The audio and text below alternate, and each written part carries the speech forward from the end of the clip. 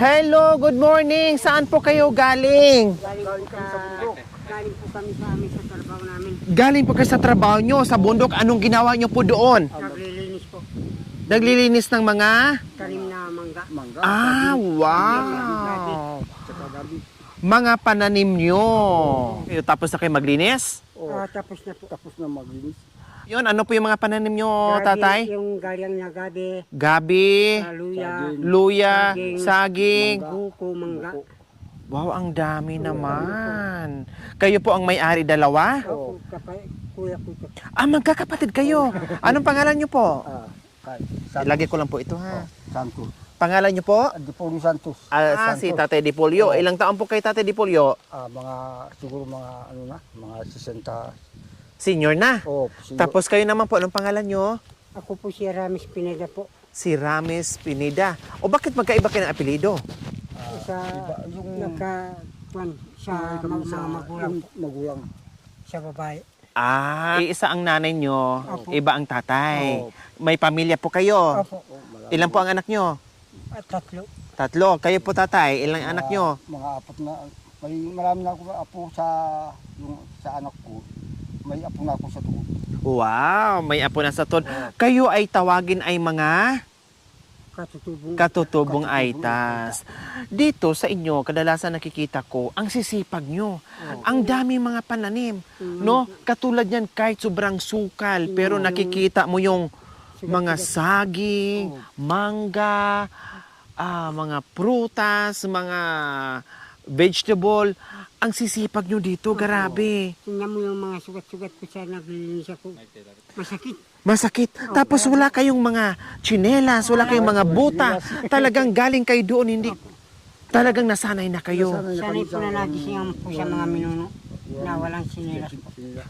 Sanay na kayo sa mga ninuno nyo na talagang hindi gumagamit ng tsinilas. Bakit nga ba hindi kayo gumagamit ng tsinilas? Dahil po siya walang pambili. Pero pag may pambili, Makabili. makasuot naman kayo, ganon. Buta. Opo, kung may pambili tayo po. O kumusta naman ang mga pananim nyo, Tatay Ramis? Mabuti naman po dahil nililinis namin po. Ready, pwede nang i-harvest?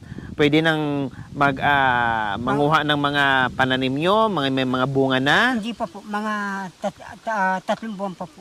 3 buwan pa. Opo. Mag-aantay pa bago Mag-aantay kayo po. kumita. Opo. Binibenta nyo sa bayan. Opo. Tiyaga lang po. Pinagsitiyaga Mga namin. gaano kalaki yung lupain nyo, yung sinasaka nyo? Ayun po siya nagisingan namin sa minuno namin. Pag doon kaming pinanganak, doon nila kami iniwan ng ibang buhay na sila. Yun ang sa amin yun. Kung angganan sa sapa, nakakulong yan sa'yo. Hindi ka pwedeng mag-angkin hindi sa'yo. Opo. Kumbaga, kung ano yung iniwan ng mga magulang nyo, yun ang talaga ang sinasaka nyo. Sinasaka na. Matagal, yun na yun talaga yung hanap buhay nyo, matagal na. Matagal na po. Matagal na. Buti naman maganda yung samahan yung dalawa ay talagang puro kayo tandem sa isa kayo doon sa sinasaka nyo sa bukid, pananim. Magkakaisa kami Nagtutulungan, kumbaga. Magtutulungan. Paano? Ilalagay mo sa Sa balikat, opo, tapos? Sako, saka lalagay mo dito sa may motor, ganyan. Kumusta naman po ang mga pagkain nyo dito? Halimbawa, katulad yan, matagal pa ang harvest. Kunting tiyaga lang po maghintay po na panahon.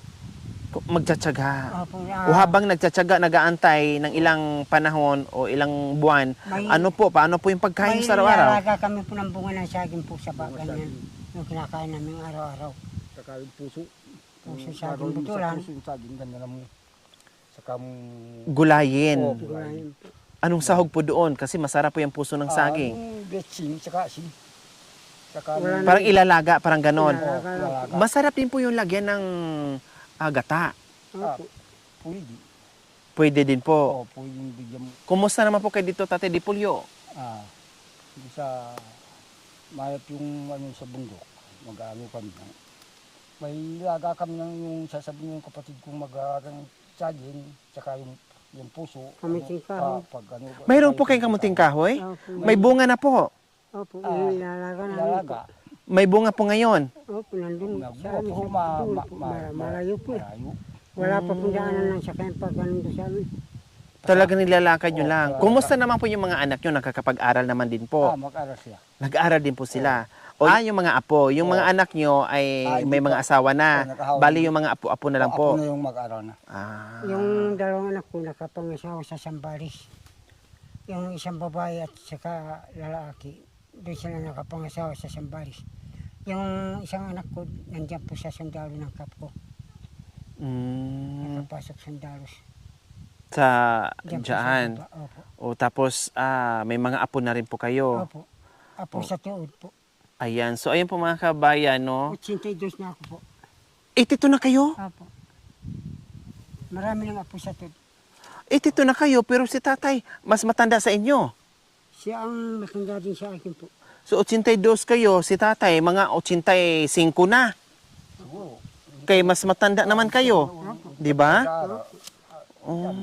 Ayun sa pagka, Sabi sabi sa, sa magulang nyo Opo.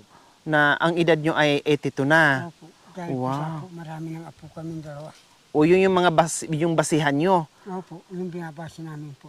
Ayon sa kulturang katutubo, hindi kami nag-aral, baga sa kwan, tiyaga lang po nang hindi nag-aral, mangmang po kami. Hindi. Hindi po kayo mangmang. Pero- Matuton, katulad yan, ang galing-galing nyo naman. Opo. Di ba? Pero yung hindi ko pag malaki po sa nagisingan ko sa mga minuno namin, yung nakaduruin sa libro, Opo. kami ang talagang tunay Pilipino dito sa Pilipinas. Kayo yung mga native, Opo, Aita. Aitas, mga katutubo. Kaya po nung nandito yung Amerikano sa Clark po noon, sinabi nila na Migritos people, katutubo, Aitas. Yun ang sinabi nila. Kaya hindi kayo mangmang, mga matatalino nga kayo eh. Madiskarte. 'Di ba? Ang galing-galing niyo sa pagdating sa mga pananim dito sa buhay-buhay sa kabundukan. Kasi walang makakain, walang mabibili yung nasa bayan kung hindi katulad nyo na masisipag. 'Di ba? Tiyaga lang po siya. Kaya kami ay saludo sa mga tulad nyo na masisipag na mga aitas. O, ayan po mga kabayan, nagulat lang tayo na merong nakita natin, no? Na galing po pala sila sa bundok at doon sa mga pananim ng mga kabayan. Dahil pauwi na siguro, magtatanghali na kasi, uuwi kayo dahil nagutom na. Ayan, nagutom na. Hindi po ako ngayon doon sa amin. Dalawa po kayo, babalik.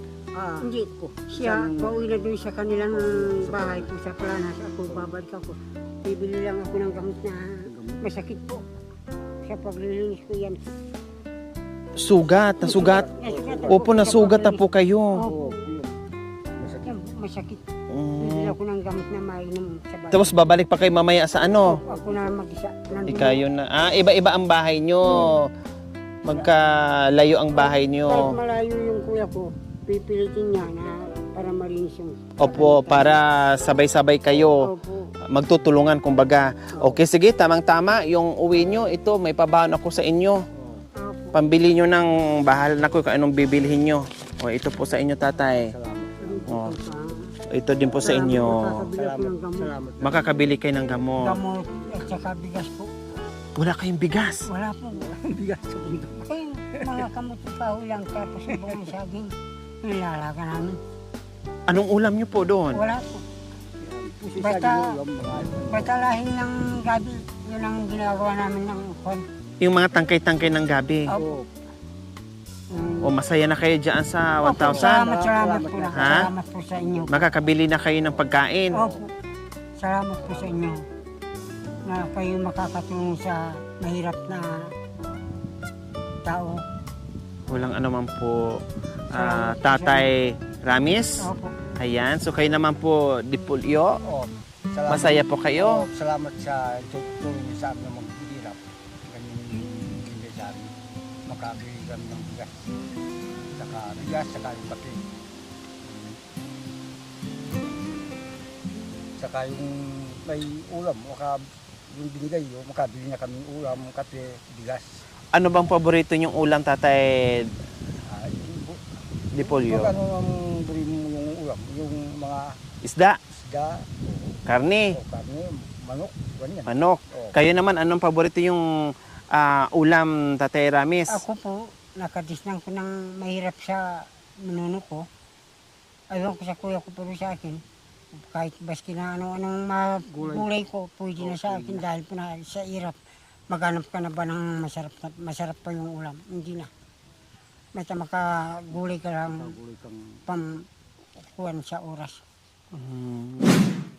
So ayan, Tatay, hindi lang yung tagi-1,000 ang maiuwi nyo, meron pa kaming dagdag na grasya para sa inyo. Oh, salamat po.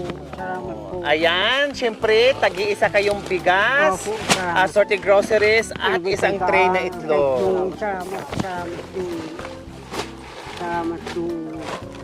Ayan, tagi-1 po kayo, ha? Salamat, kapatid ko rin. Walang ano man po, Tatay Ramis and Tatay Dipolyo. Ang misa ay namin po sa inyo nakakatulong. Maraming salamat po sa inyo na natagpuan nyo kami po na bumaba na galing po sa trabaho. Salamat po sa inyo na sana pagpatuloy nyo po sana kung makita nyo kami pang uli, kung matulungan nyo kami pa. Lalong salamat po sa inyo.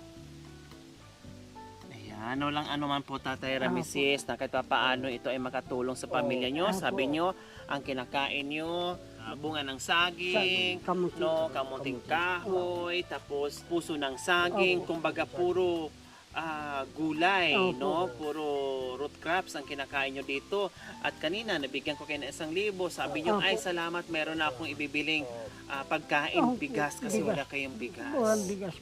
Ayun, meron na kayong maiuwing bigas, Opo, opo. groceries, may cash pa kayo, may itlog pa. oh, O, di ba? O kaya naman po, Tatay Dipolyo. salamat na sa inyo, natapos makagusa ng so, punta doon sa mahirap kami magtrabaho sa bundok. Doon na kami natagpuan doon. Ngayon, salamat sa bigyan nyo kami ng tulong.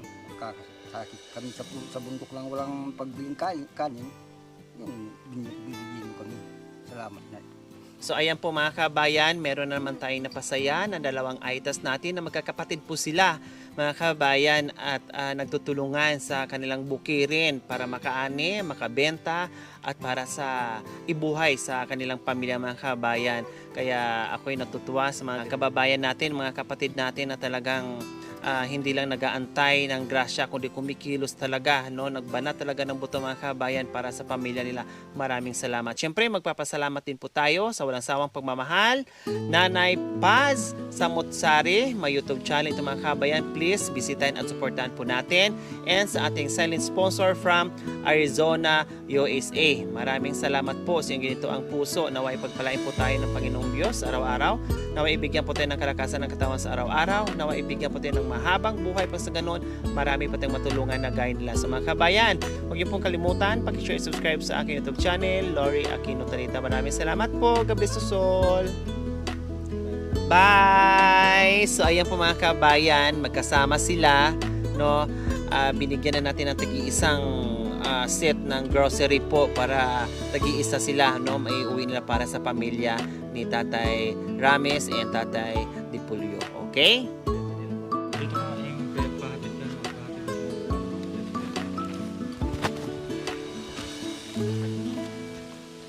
So ayan po mga kabayan, yung 2 tatay natin ipapahatid na lang natin sa tricycle, no? Mahirap dito, bibihira lang dumaan, no? So titinan natin mga kabayan, basta ipahatid natin sila papunta doon at pauwi sa kanilang bahay, okay?